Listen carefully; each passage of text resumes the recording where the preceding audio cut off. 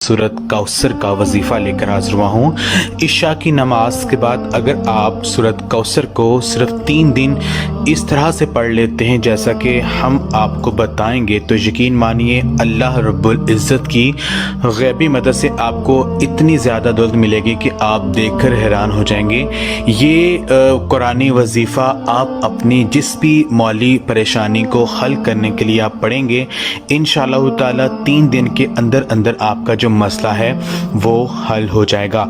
सूरत कौसर कुरान पाक की सबसे छोटी सूरत है। इस सूरत को कुरान मजीद में बहुत ज़्यादा फजीलत हासिल है। जब कफ़ार मक्का ने नबी पाक सल्लल्लाहु अलैहि वसल्लम को अबतर कहना शुरू कर दिया तो उस वक़्त सूरत कौसर जो है इसका नज़ूल हुआ जिसमें कफ़ार को अबतर कहा गया है।